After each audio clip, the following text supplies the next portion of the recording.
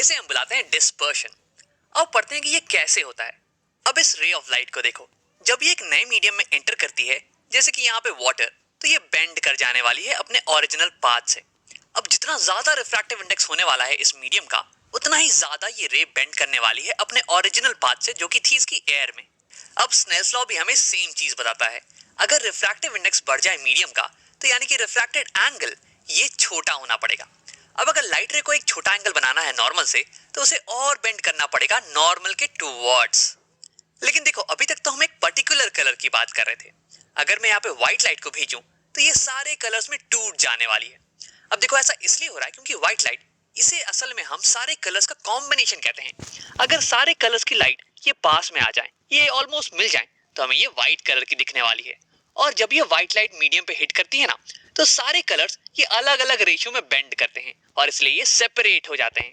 अब इसी फिनोमेना को, जहां पे कि व्हाइट लाइट रिफ्रैक्शन के बाद अपने कंपोनेंट कलर्स में टूट जाए, इसी को हम नाम देते हैं डिस्पर्शन का। अब तुम ये सोच रहे होगे कि अलग अलग कलर की लाइट अलग अलग एंगल पे क्यों बेंड कर रही है, ये सारी कलर की लाइट एक सेम एंगल पे क्यों नहीं बेंड कर जा रही है। तो देखो, असल में हर एक कलर का अलग अलग वेवलेंथ होता है, अपना एक अलग वेवलेंथ होता है। और जनरली मटेरियल्स की रिफ्रैक्टिव इंडेक्स ये फंक्शन होती है वेवलेंथ की। ये डिपेंड करती है वेवलेंथ ऑफ लाइट पे। यानी कि वाटर की रिफ्रैक्टिव इंडेक्स ये अलग अलग वेवलेंथ के लिए अलग अलग होने वाली है। अब तुम ये सोच रहे होगे कि राम, मेरे टीचर ने तो मुझे बताया था कि रिफ्रैक्टिव इंडेक्स ऑफ वाटर ये 1.33 होता है।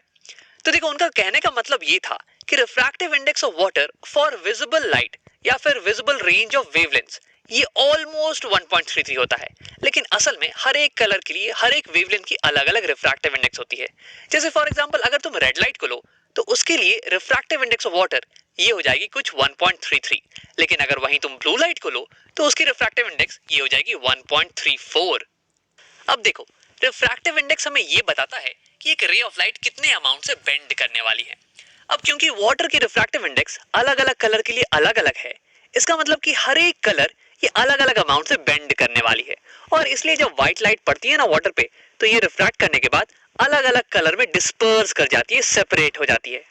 अब देखो, जनरली मटेरियल्स के लिए जितनी छोटी वेवलेंथ की लाइट लें, उतनी ही ज्यादा उसके लिए रिफ्रैक्टिव इंडेक्स होती है।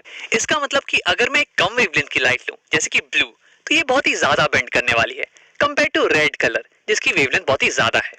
अब इसलिए वाटर में वायलेट कलर की लाइट ये सबसे ज्यादा बेंड करती है, क्योंकि इसकी वेवलेंथ सबसे कम होती है कंपेयर टू ब्लू, जो कि इससे कम बेंड करती है, और फिर ग्रीन, और फिर येलो, और फिर उससे कम बेंड करती है ऑरेंज, और सबसे कम बेंड करती है रेड। तो इसलिए जब भी तुम डिस्पर्शन देखोगे ना, तो लाइट तुम्हें इसी कलर के ऑर्डर में मिलने वाली है। अब आओ एक बार रिकैप कर लेते हैं। इस वीडियो में हमने देखा कि डिस्पर्शन होता क्या है और ये कैसे होता है। हमने ये भी देखा कि ज्यादातर मटेरियल्स की रिफ्रैक्टिव इंडेक्स ये वेवलेंथ ऑफ लाइट का फंक्शन होती है। जितना छोटा वेवलेंथ ऑफ लाइट होगा, उतनी ही ज्यादा रिफ्रैक्टिव इंडेक्स उसके लिए होने वाली है मटेरियल की। और ज्यादा रिफ्रैक्टिव इंडेक्स होगी, तो वो कलर ऑफ लाइट ज्यादा बेंड करने वाली है मटेरियल में।